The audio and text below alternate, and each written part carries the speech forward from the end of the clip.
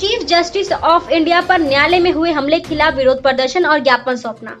जी हाँ, ये बड़ी खबर आजमगढ़ जिले से, जहां आज आम आदमी पार्टी आजमगढ़ ने जिला प्रभारी श्री कमलेश सिंह के नेतृत्व में एक प्रांत श्री अध्यक्ष राजेश यादव जी की गरिमामयी उपस्थिति में भारत सरकार के मुख्य न्यायाधीश पर न्यायालय के अंदर हुए हमले के विरोध में जोरदार विरोध प्रदर्शन किया।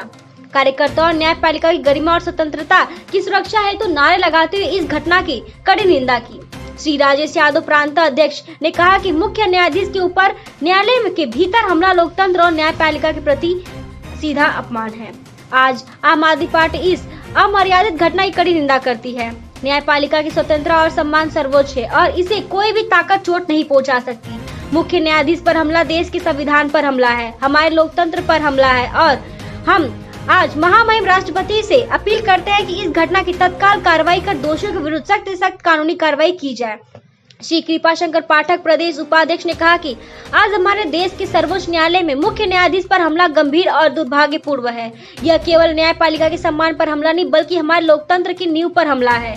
आम आदमी पार्टी इस घटना की बड़े शब्दों में निंदा करती है और दोषियों के खिलाफ तत्काल और सख्त कार्रवाई की मांग करती है।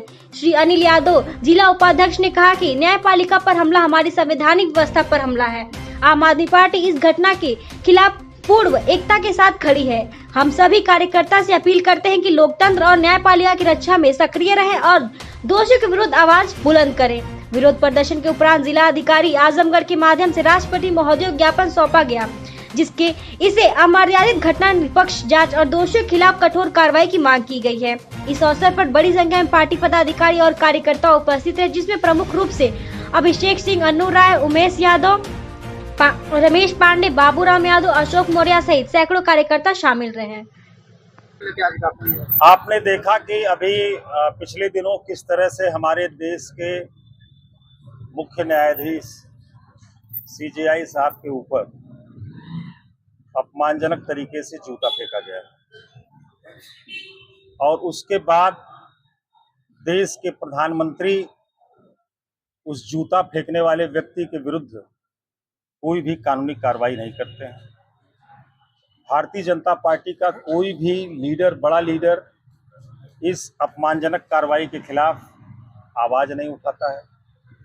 पूरे देश में जो इनकी मीडिया, सोशल मीडिया है भारतीय जनता पार्टी की, वो सीजेआई साहब को ट्रोल कर रही है। एक यूट्यूबर ने बहुत ही अपमानजनक टिप्पणी किया, उसे उस टिप्पणी के विरोध में पुलिस उठाकर ले गई।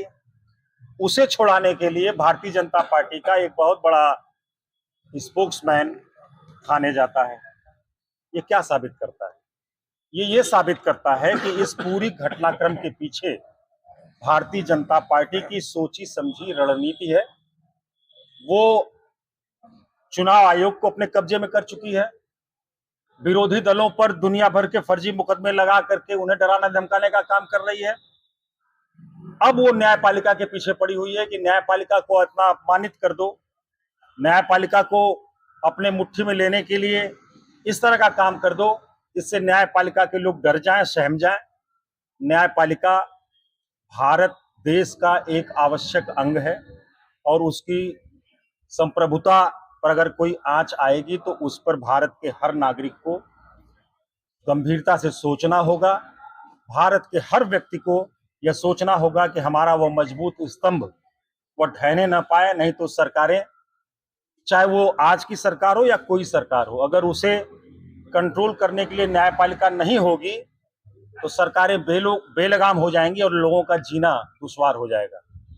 न्यायपालिका के इस अपमान और मुख्य न्यायाधीश गवई साहब के इस अपमान के विरुद्ध हम उसे यह मानते हैं कि यह भारत का अपमान है, भारत के संविधान का अपमान है और लगातार भारतीय जनता पार्टी की तरफ से इस मसले पर चुप्पी यह साबित करती है कि भारतीय जनता पार्टी दलितों का सम्मान नहीं करती, भारत के संविधान का सम्मान नहीं करती, न्यायपालिका का सम्मान नहीं करती और वो इस पर भी नाजायज कब्जा करना चाहती है।